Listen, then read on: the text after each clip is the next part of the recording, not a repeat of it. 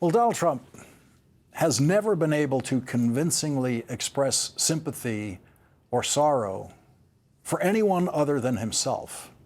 That is the mark of a sociopath, of course, the inability to feel sorry for someone. Many sociopaths are capable of saying, I'm sorry for your loss if someone in your family dies, but they are incapable of actually feeling sorry for your loss. They just know they're supposed to say those words, those well-rehearsed words.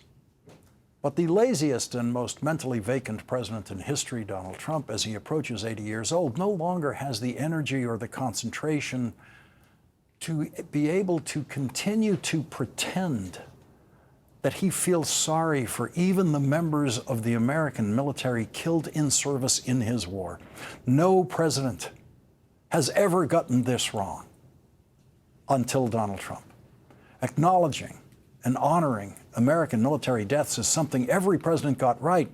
Most brought no particular eloquence to the moment, but they always found the words to acknowledge and honor military sacrifice until Donald Trump.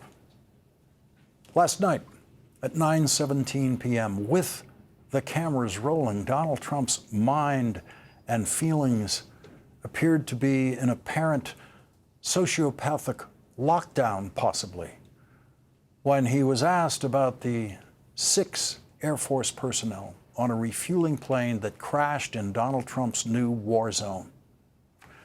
Watch what Donald Trump says and does in a moment that so obviously calls for sympathy and admiration and honor, things Donald Trump apparently just cannot feel. Do you have a comment on the 6 service members? Go ahead. Who else? Nothing. Not a word. Just an immediate turn away. Who else?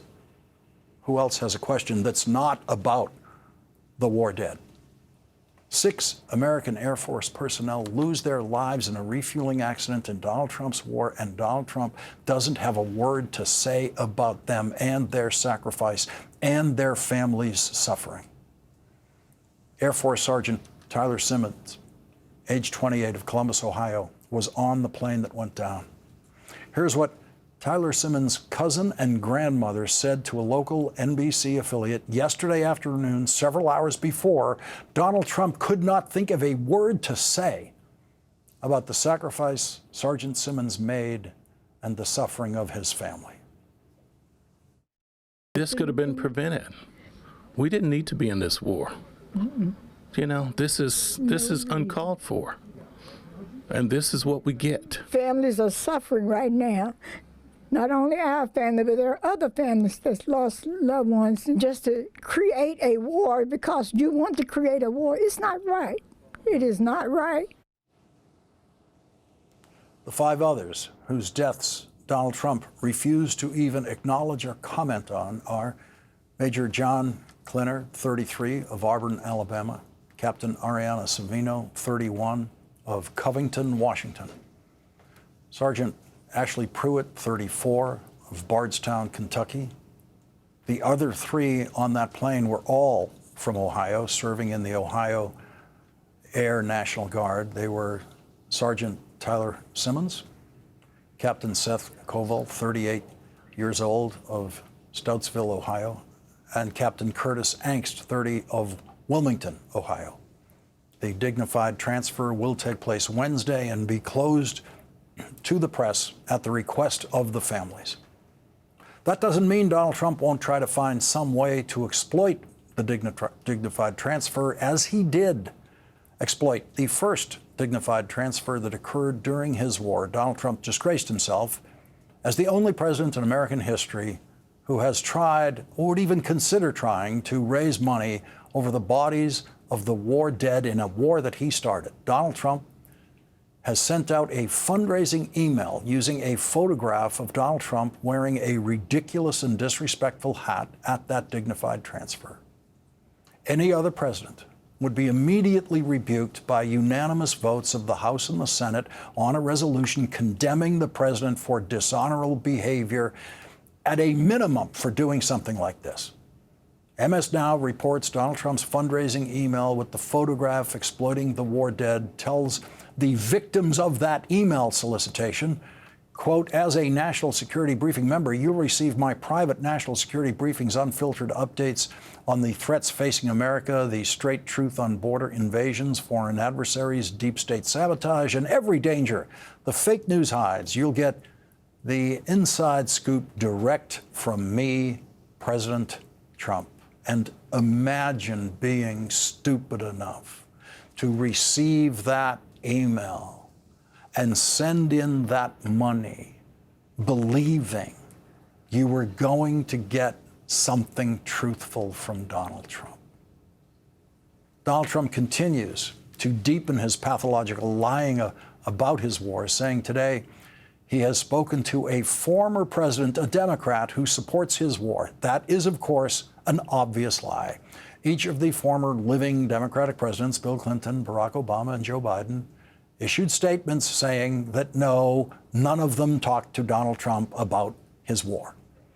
That kind of public hallucination by a president is more than enough to invoke a 25th Amendment procedure based on the mental health grounds that the president is incapable of serving and remove the president from his duties, especially in the middle of a war started by that same incompetent president who cannot explain why the war started or what will be necessary to end the war. Donald Trump gave the stupidest answer in the history of the question, when will the war be over?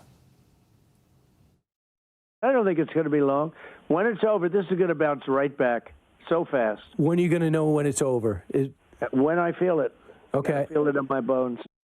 Donald Trump has gone from saying the United States military doesn't need anyone's help in this war to desperately begging any and all foreign countries to help him in his war. Not surprisingly, no other country has yet to step into Donald Trump's war zone. Donald Trump has asked them to send ships to the Strait of Hormuz, which remains blocked with 20% of the world's oil supply stuck, and to increase the world's oil supply during this oil crisis created by Donald Trump. Donald Trump has turned to two countries to invite them, issue friendly invitations, to invite them to participate fully in the world oil market to increase the oil supply. The first of those countries is Russia, the country that is so far the biggest winner in Donald Trump's war. If Vladimir Putin could have asked one favor from Donald Trump, it might have been, please go to war with Iran and block the Strait of Hormuz. And so, American sanctions have been harming the Russian oil trade during the Ukraine war. They are now being lifted by Donald Trump. And the other country Donald Trump has invited back into the world oil market with his approval is Iran. That's right, Iran. The New York Times report, Iran has allowed some tankers to pass through the strait, including ones carrying oil to China and India, U.S. officials said, and that is with Donald Trump's approval. The most abused word of the Trump era is treason. The legal definition of treason seems to escape most people who use the word, especially Donald Trump, who uses it more than anyone else. Donald Trump is now calling accurate reporting on his war treason. That's his word for it. No matter how many times Donald Trump uses the word, no one has to fear a treason conviction because there hasn't been one since World War II. The reason we have not had a treason conviction since World War II is the Supreme Court has held that a necessary precondition for the crime of treason is a declaration of war. Because the Constitution defines treason as giving aid and comfort to our enemies, the word enemy carries legal meaning, and the only way to qualify as an enemy in a treason case is for that enemy to be named in writing in a declaration of war, which the United States of America has not passed since World War II.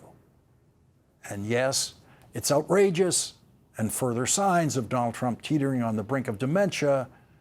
But from Donald Trump, the word treason is just another empty threat, just like every threat issued by his FCC chair, who issues his threats on social media pretending to have powers that he doesn't have.